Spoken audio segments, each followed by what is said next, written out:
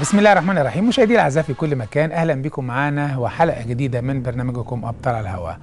النهارده واحنا معاكم بنقدم يمكن رياضه جديده على كل محب وعشاق الرياضه، وهي رياضه القفز بالمظلات. بتشوف ان الرياضه دي منتشره في كل دول العالم، ولكن في مصر يمكن اللي بيمارسها رغم ان عدد كبير دلوقتي 3000 لاعب، ولكن ما بنشوفش النهارده الاتحاد بيعمل لهم بطوله دوليه وافريقيه. هل نتيجه التقصير ان مفيش امكانيات ماديه، ولا هناك بعض المعوقات من الأندية؟ ده اللي هنتعرف عليه النهارده، ونعرف إلى أي مدى هذه الرياضة بدأت منتشرة ومتوفرة في كتير قوي من الأندية، ولكن النهارده بنطمع إن هي تبقى لنا أكتر من بطولة وانتصار على المستوى العربي والإفريقي من خلال المتميزين معانا النهارده في هذه اللعبة، سواء كان من الفتيات أو الشباب. سيدنا أن يكون معنا ومعكم النهارده الكابتن خالد أحمد، مدرب في نادي الشمس ولاعب واحد من المحبين جدا لهذه الرياضة. أهلا بيك معنا. واللي منورنا النهارده دينا احمد وعلياء حلمي، ابطال مصر في لعبه المظلات. ويمكن هم قبل ما نطلع على طول على الهواء بنقول هل فعلا الرياضه ديت هي اللي خلتكم فعلا يمكن عندكم ثقه في النفس واتزان في الهواء، ولا دي كلها حاجات مكتسبه؟ قالوا لا، الحمد لله من حبنا وعشقنا لهذه الرياضه بقينا متميزين فيها، وممكن كل الناس اللي بيبقوا على الواتس وعلى طبعا جميع شبكات المعلومات عارفيننا وعارفين اسامينا، لان بقى لنا يمكن داتا معروفه على مستوى العالم من خلال المصريات المتميزات في هذه اللعبه. اهلا بكم معانا. كابتن خالد، واحنا بنتعرف النهارده على هذه الرياضه وبنقول هل فعلا في فرق بين رياضه القفز بالمظلات الحره وايضا الرياضه الاخرى اللي هي المفاجاه، ولا دي بتختلف عن دي باعتبار ان كل واحده لها يمكن تكنيك وطريقه تختلف عن الاخرى؟ لا، هو طبعا بتختلف رياضة القفز بالمظلات، القفز الحر او القفز الفوري او اللي بيسموه ستاتيك لاين جامب. الستاتيك لاين جامب انت بمجرد بتخرج من الطياره، المظله بيبقى مربوط بشريط فتح، وشريط الفتح مربوط في الطياره. بتاخد 3 ثواني المظله بتفتح لوحدها، انت ما بتتدخلش في فتحها ولا ما بتتدخلش في طريقه فتحها او في اي حاجه. بتفتح تلقائي، هي بتفتح تلقائي زي الطياره وهي ماشيه، بتشد شريط الفتح وشريط الفتح بيشد المظله يفتحها. اما رياضه القفز الحر فانت بتنط من على ارتفاعات اكبر من قفز الفوري، ارتفاعات ممكن تعدي الكيلو او كيلو 200، ممكن توصل ل 3 4 كيلو كمان، على حسب بقى المسافه والبطوله. بالظبط، على حسب البطوله وحسب نوع البطوله كمان. وبعد ما بتنط بتاخد فتره في الهواء، قفز حر، ما بتفتحش المظله، بتاخد الشكل اللي انت عايزه. بتتحكم انت بقى في المظله، بتتحكم امتى تفتح المظله، بتبقى لابس جهاز التيتيود تعرف الارتفاع قد ايه، وبعد كده لما على الارتفاع المناسب تفتح المظله انت بتحكمك انت. تفتح المظله. كمان شكل المظله بيختلف. المظله الحر بتبقى شكلها مستطيله عشان يبقى فيها توجيه، عشان ما تنزلش بعيد قوي عن المنطقه، على عكس المظله الفوري بتبقى مظله مدوره وفيها فتحه فينت في الاخر من فوق، عشان خاطر او هي ما فيهاش توجيه، فانت بتنط وبتنزل حسب انت وحظك، حسب انت حظك دي تخوف اي واحد يقول له انت نازل. لا، هي مش يعني هي حسب الريح، حسب الريح عاليه زي ما هيوديك اتجاهه، حسب اتجاه الريح. بس في حاجات كتيره مأمنه تحت اللعب على اساس ان هو برضه يبقى ما فيش تحت اي حاجه، منطقه فيها تشجير او اي حاجه عشان ما نصدمش بحاجه. المنطقه بتبقى مجهزه بالكامل، بتبقى منطقه عباره عن صحراء، ما فيهاش اي نوع من الاشجار، ما فيهاش اي نوع من الابنيه، ما فيهاش اي نوع من اسلاك الطاقه، اسلاك الكهرباء، عشان خاطر انت ما فيش توجيه. الامان لله. الامان اهم حاجه في اللعبه، هي اللعبه مؤمنه بالكامل عشان هي تبع القوات المسلحه، فهي ما فيهاش اي هزار، يعني اللعبه مؤمنه بالكامل. كابتن خالد، دخولك الرياضه دي كان فعلا حاجه استهوتك كرياضه جديده، ولا انت بتحب المغامره زي ما نشوف كتير قوي من الشباب؟ دايما في واحد بيحب المغامره يحب يعمل حاجه جديده فعشان كده بيجازف، ولا دي فعلا رياضه انت حاببها من صغرك باعتبار ان هي فيها شو وفيها سعاده واحساس تاني اخر وانت نازل في الهواء؟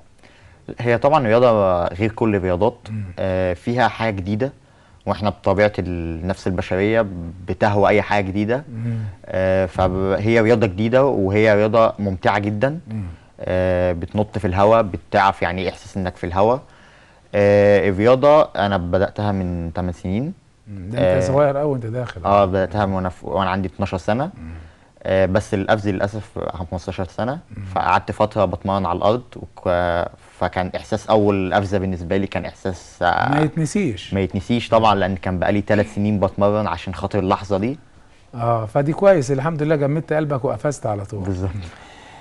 دينا، لو بدأت النهارده اتعرف معاكي على دخولك الرياضه دي، باعتبار ان يمكن صعبه شويه على البنات، ولكن النهارده ما فيش حاجه بقت صعبه على البنات، البنات بيتفوقوا على الشباب في كل حاجه دلوقتي. بدخولك الرياضه دي كنت حاسه فعلا ان انت بتعملي حاجه جديده، ولا شايفه تكوينك الجسماني والنفسي في استعداد فعشان كده دخلتيها؟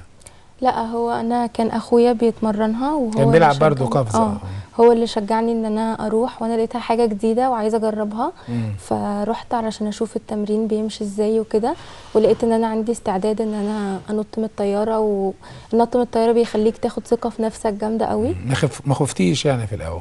لا طبعا في الاول بيبقى فيه شويه خوف، بس احنا بنبقى متمرنين كويس وعارفين كل حاجه هتحصل، وعدينا على اجهزه كتيره وتمرين ارضي جامد، فبنبقى خلاص اطمنا. تمام. لازم قبل ما تطلعي طبعا الطياره وتبداي اول قفز يبقى فيه كشف دوري كامل كده على الجسم وعضله القلب، باعتبار طبعا في اطمئنان، ولا طالما الحمد لله بتلعبي رياضه مفيش كشف ولا حاجه؟ لا، هو من قبل ما نروح التمرين لازم بنعمل تشيك اب علشان ونطمن على ان كل حاجه سليمه وعضله القلب تمام وكل حاجه، وبعدين بنبدا نتمرن، وبيبقى في اجهزه اختبار وباختبارات، ولو نجحنا في الاختبارات بنطلع الطياره. تاخدي تصريح بقى بالقفز على طول.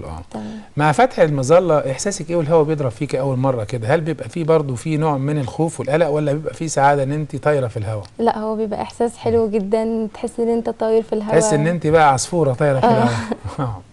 ده بيحتاج ان الواحده برضه تتمرن تمرينات اخرى سويدي او تمرينات في لياقه عشان يبقى جسمها كله مفرود، ولا في سقطات معينه وانت نازله من الطياره؟ هو احنا بنتمرن في التمرين لياقه بدنيه، لازم اللياقه البدنيه تبقى عاليه جدا، وبنتمرن على السقطه اللي هناخدها على حسب اتجاه الريح اللي هينزلنا ازاي، فكل ده بنبقى متمرنينه قبل ما ننط من الطياره. على اي اساس بيتم بقى ان نقول اللاعب او اللاعبه دي خدت المركز الاول والثاني في السرعه في القفز، ولا في شكلها الانسياب وهي نازله في الهواء؟ لا، هي البطوله بتبقى متكونه من اجزاء كتير، بيبقى في جزء لياقه بدنيه، وفي جزء ضاحيه، وفي جزء برج، وجزء طبعا زي خماسي كده. فكل ده بيبقى درجات وبنجمع درجات، وفي القفز بالطياره بنبقى على اساس ان احنا رحنا مكان التجمع بسرعه ولمينا المظله بتاعتنا كويس وكده. بس اصعب حاجه هي بقى القفز طبعا، الجانب هي اصعب حاجه، هي عليها اعلى درجات. عليا بالنسبه لك نقول 800 متر ده مسافه كبيره قوي، دي بتوصلي لها بقى بالتدريج، ولا على طول مع اول قفزه بتوصلي ل 800 متر على طول، لان ده رقم ثابت على كل اللاعبات؟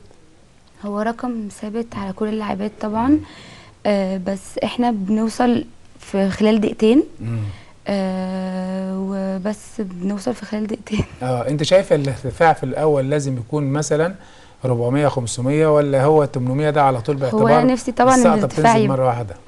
انا نفسي طبعا ان الارتفاع يبقى اعلى من كده كمان. ده انت قلبك جامد قوي عليه.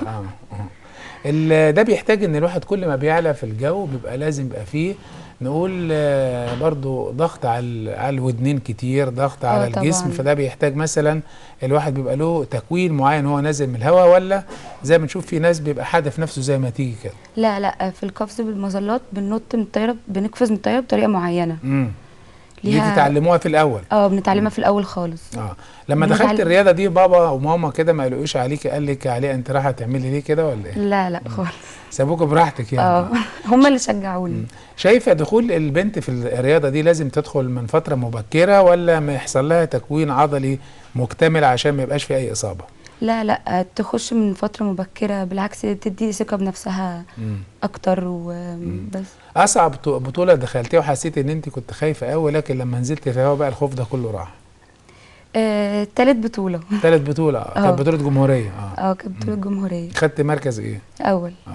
مركز اول ده يبقى لازم الواحده زي ما كده دينا قالت بيبقى الخمس تمرينات والخمس حركات دول كلهم صحاح على اساس كله بيضاف لبعضه. ضاحيه وبرج وعقله وضغط وكده. بتلعبي عقله كمان؟ ده انت بطله جامده بقى.